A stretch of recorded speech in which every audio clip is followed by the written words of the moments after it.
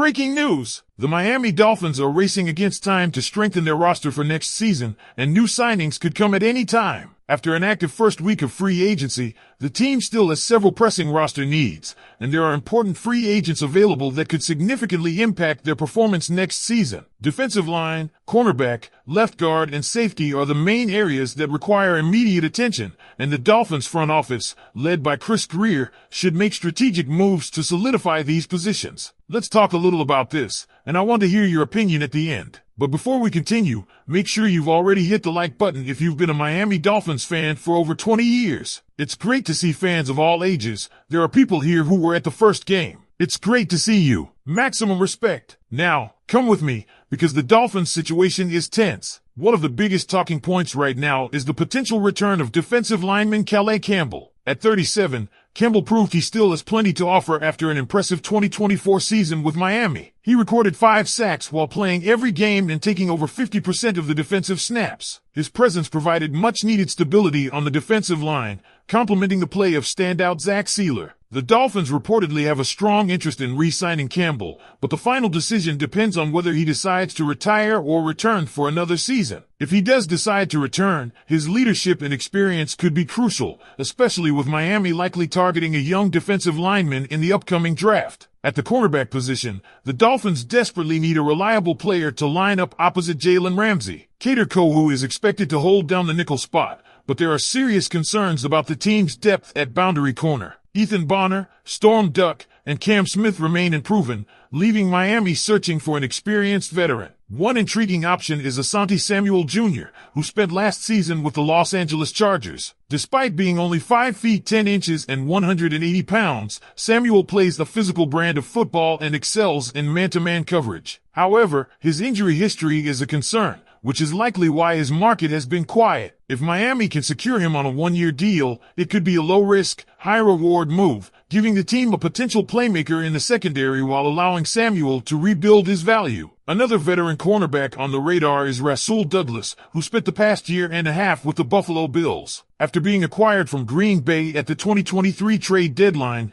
Douglas performed admirably in Buffalo's defense. While he primarily thrives in zone coverage, his experience and size, 6 feet 2 inches, 209 pounds, could make him a valuable addition. If Miami opts to draft a cornerback early, having a veteran like Douglas to mentor the rookie could be beneficial. The offensive line remains another area of concern, particularly at left guard. With Patrick Paul expected to take over at left tackle in his first full NFL season, Miami could use a steady presence alongside him. That's where a veteran like Brandon Scherff comes in. The longtime NFL guard played all 17 games for Jacksonville last season without allowing a single sack. At 32 years old, Scherff still has plenty to offer and could likely be signed for a reasonable price, perhaps a 1-year deal worth $6 to $9 million. Having an experienced player like Scherff next to Paul and center Aaron Brewer would help solidify Miami's offensive front. Julian Blackmon remains an intriguing option at safety. The former Indianapolis Colts defender is a solid coverage safety, but concerns over his tackling and smaller frame may be why he's still available. With Miami already adding Jordan Poyer and re-signing Deshaun Elliott, it's unclear whether they'll make another move at the position before the draft. However, if Blackmon remains unsigned, he could be a valuable late offseason addition. Another name to watch is Will Hernandez, a former second-round pick who played last season in Arizona before suffering a knee injury that limited him to just 5 games. When healthy, Hernandez has been an effective player, and his skill set aligns well with Miami's zone blocking scheme. If the Dolphins are willing to take a chance on his recovery, he could be a cost-effective signing with significant upside. Justin Simmons, the former Denver Broncos and Atlanta Falcons safety, is another veteran who could be a post-draft signing. He has been a consistent playmaker throughout his career and would bring leadership to Miami's secondary. The Dolphins may not prioritize adding another safety before the draft,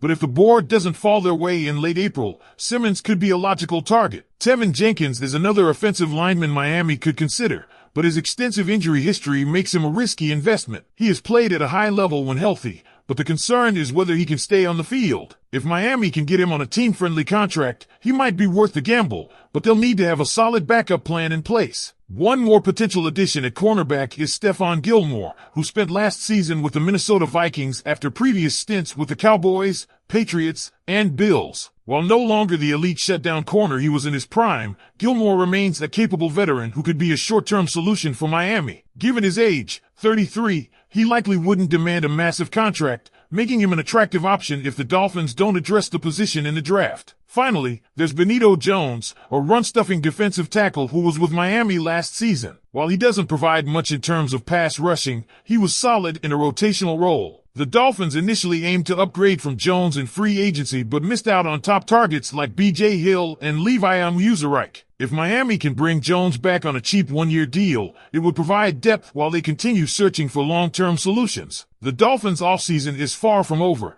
and with major decisions looming in free agency and the draft, every move will be crucial in shaping the team's chances for 2025. The pressure is mounting on head coach Mike McDaniel and GM Chris Greer as expectations remain high. With a competitive AFC and a tough division, Miami must nail its roster moves to keep pace. So now we turn it over to you, Dolphins fans. What do you think? Who should Miami prioritize in free agency? Should they bring back Calais Campbell? Should they take a chance on Asante Samuel Jr. or Stephon Gilmore? Drop your thoughts in the comments, and let's discuss. As the Miami Dolphins navigate the rest of free agency, the pressure is building for the front office to make the right moves. With glaring needs on the defensive line, cornerback, offensive line, and safety, every signing or draft pick could make the difference between a deep playoff run and another disappointing season. One of the most intriguing scenarios is the potential return of Calais Campbell. Miami clearly wants him back, and the veteran defensive lineman showed last season that he can still contribute at a high level. The biggest question is whether he wants to continue playing or retire after a long and successful career. If Campbell returns, it instantly stabilizes Miami's defensive front, giving them an experienced leader who can mentor younger players while still making an impact on the field. However, if he decides to walk away from the game, the Dolphins will need to scramble to find a replacement, whether in free agency or the NFL draft. At cornerback, the Dolphins still need to find a reliable starter opposite Jalen Ramsey. Asante Samuel Jr. remains an attractive option, but his injury history complicates the decision. If Miami signs him, they'd be banking on him staying healthy for a full season, something that has been an issue throughout his career. Rasul Douglas offers a more durable, experienced alternative, but his best work has come in zone-heavy schemes, and it's unclear how well he would fit into Miami's system. Then there's the possibility of signing a veteran like Stephon Gilmore after the draft, a move that would provide short-term stability while allowing the team to develop a younger corner. Miami's offensive line has been a work in progress for years, and while there have been improvements, the left guard spot remains a major question mark. Brandon Scherff seems like the safest bet, an experienced veteran who played at a high level last season and could provide stability next to Patrick Paul. But if the Dolphins decide to go with a younger, high-upside player, Will Hernandez or Tevin Jenkins could be options, though both come with significant injury concerns. So, Dolphins fans, what do you think? Should Miami bring back Campbell at all costs?